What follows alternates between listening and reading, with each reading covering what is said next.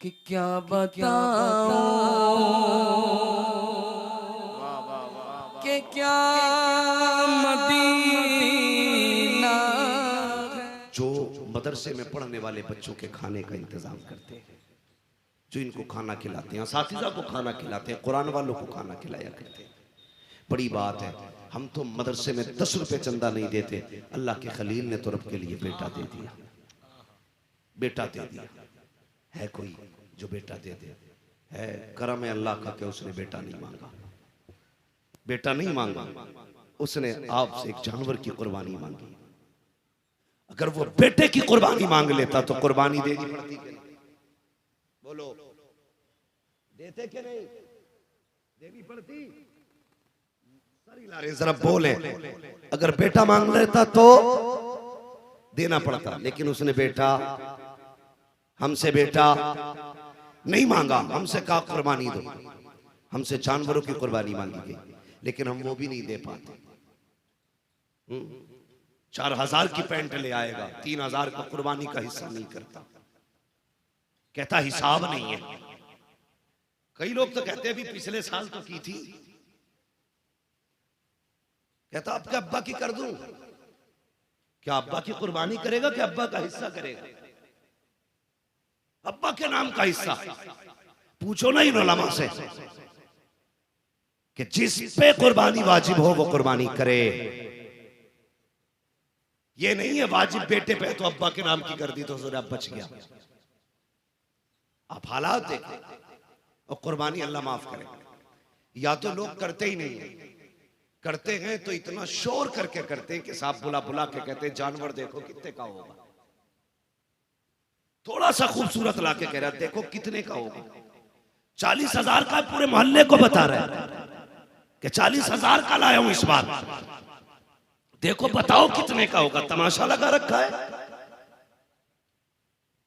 शर्म आनी चाहिए हम लोगों को। और फिर हद कर देते हम लोग, कुर्बानी करते हैं, ठीक है ना। उसके बाद एक होता कुर्बानी, दूसरा काम होता फिर गोश्त। कई लोग तो पूरा बकरा फिट कर देते हैं फ्रिज में, 8 दिन तक हजरत निकाल निकाल के खाते हैं। गोश्त भी कहता होगा मालिक किसके घर भेज दिया, ये तो गला गला के खा रहा है।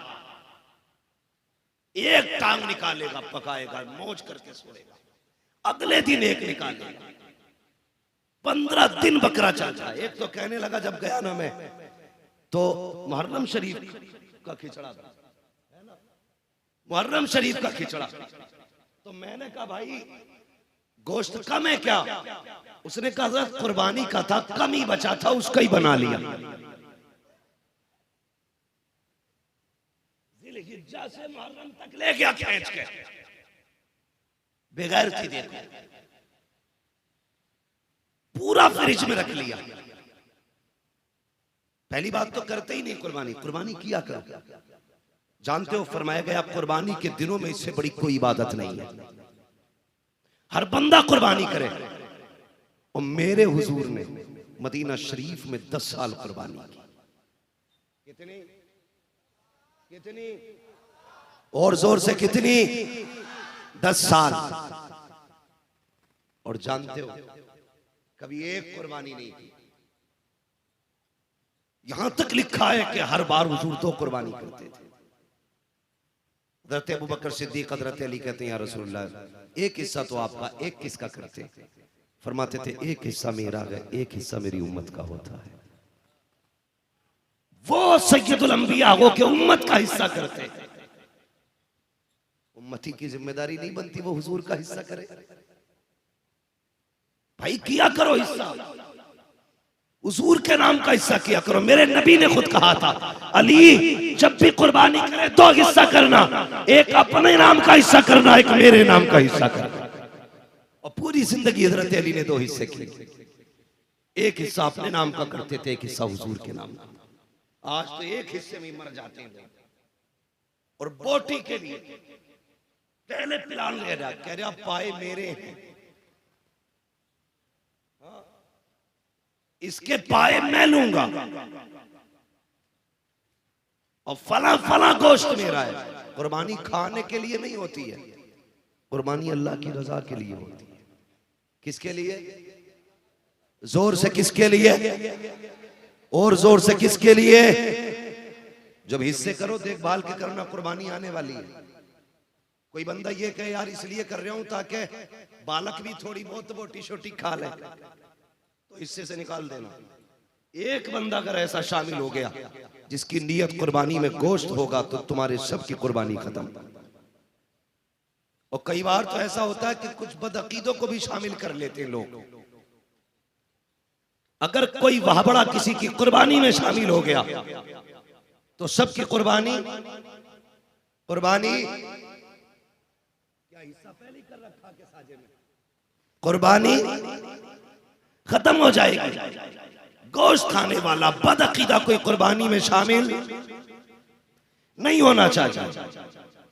पहली बात तो गोश्त बांटता ही नहीं, और अगर बांटा भी जाता है तो उन्हें जो रिश्तेदार होते हैं। एक बात बताओ, कुर्बानी कौन लोग करते हैं? गुंजाइशदार अमीर लोग, यही तो कुर्बानी करेंगे ना। जो गरीब होंगे बेचारे, उनकी बस की तो बात होती नहीं है ना। तो कुर्बानी, गोश्त की बोटियां उन्हीं को दी जाती हैं जिनके घर खुद कुर्बानी होती है।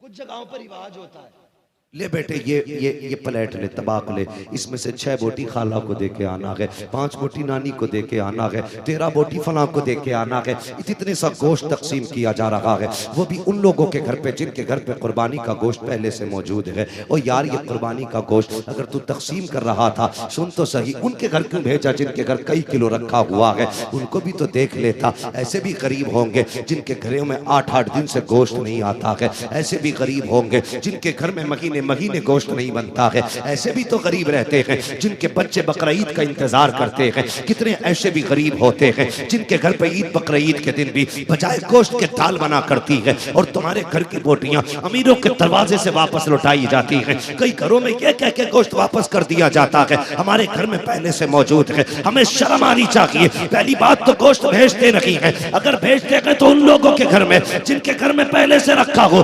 ऐसा मत करना, तलाश कर उन गरीबों को जिनके घर में कुर्बानी लगी हुई है और 4 बोटी लगी, इतना दे देना जिससे गरीब के बच्चों का भला पूरा हो जाए। और यार दावे के साथ कहता हूँ, तू साल में 365 दिन गरीबों को खाना खिलाए। और बात होती है बकरीद के दिन किसी गरीब के दस्तरखान पे तेरा भेजा हुआ गोश्त बन जाए, इसकी बात कुछ और होती है। बकरीद ये नहीं है कि 10 किलो गोश्त तेरे हिस्से में आ जाए। बकरीद ये है कि तेरे गोश्त से किसी गरीब के घर से गोश्त की खुशबू आने लगे।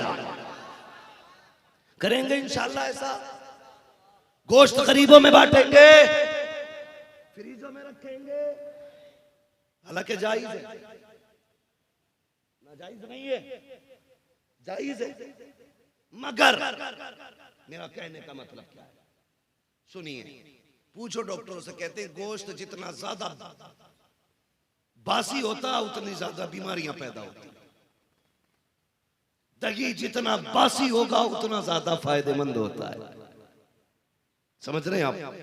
गोश्त रख के ना खाना, बल्कि एक हिस्सा गरीबों में, एक हिस्सा बाप के लिए, एक हिस्सा अपने लिए। ये तकसीम का मयार रखा करो। लेकिन नहीं, पायो सिरा भेजा, इसके लिए लड़ाई जोर से लड़ाई।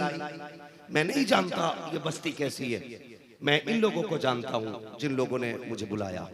यकीन करें, मैं भी कमरे में लेटा हुआ था, दुख होता। हमारे मेराज भाई जाके कहने लगा जल्दी चाहिए। कहा क्यों? कहा लोगों ने, किसी ने ये बात कह दी है कि मुफ्ती साहब नहीं आए हैं, ये धोखा दिया जा रहा है। ये इस तरह की अफवाहें कौन फैलाएगा? वो नहीं फैला सकता जिसका काम मदरसे से मोहब्बत होगा। यकीनन किसी के दिल में हसद का चिराग जलाए, कोई बुराई करना चाहता है, गलत करना चाहता है इस इदारों के साथ। खुदा के वास्ते आखिरत से डरिए, अल्लाह का अज़ाब बड़ा सख्त है। अगर आप मदरसों के साथ खड़े नहीं हो सकते, इनके खिलाफ मत जाइए, वरना कोई फातिहा पढ़ने वाला नसीब नहीं होगा। कोई फातिहा पढ़ने वाला नसीब नहीं होगा। फैजान तेगी अली सरकार कॉन्फ्रेंस है, सरकार तेगी अली को आप जानते, क्या जानोगे? खुदा की कसम मुस्तजाबु तबाद शख्सियत का नाम तेगे अली है। जिसकी चौखट से कोई खाली नहीं जाता उसका नाम तेगे अली है। जो कह दे तो बलाएं टाल देता है, हाँ नजर डाल दे तो शिफा बरसती है, उसका नाम तेगे अली है। उसकी महफिल में आके इस तरह की हरकतें कभी ना करना। कुरान से प्यार करो, कुरान वालों से प्यार करो, वरना मरना है। कोई बंदा ऐसा नहीं जिसकी कब्र में सोने चांदी की दीवारें लगनी है। एक न एक दिन सबको मौत आएगी और सबको मिट्टी में रखा जाएगा, सबको मिट्टी में रखा जाएगा। नसीब वाला वो है जिसके पीछे कुरान वाले मौजूद हों। कभी कब्रिस्तान जाते हैं आप लोग? कितने लोग जाते हैं? जरा हाथ उठा के बता दें। माशाल्लाह सारे लोग जाते हैं। जो हाथ नहीं उठा रहे तो वो क्या समझ रहे हैं? नहीं जाते, उन्हें 4 लोग कंधे पे लेके जाएंगे।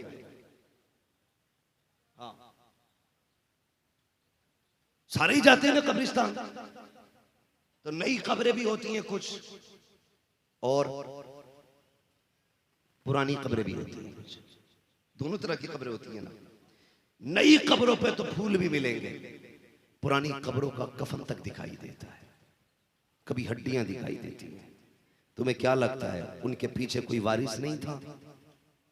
उनके पीछे उनकी जायदाद खाने वाले लोग नहीं थे? थे ना। लेकिन कहां है आज? अपने परदादा की कब्र पे इतनी मिट्टी डालने के रवादार नहीं जिससे कफन छुप जाए।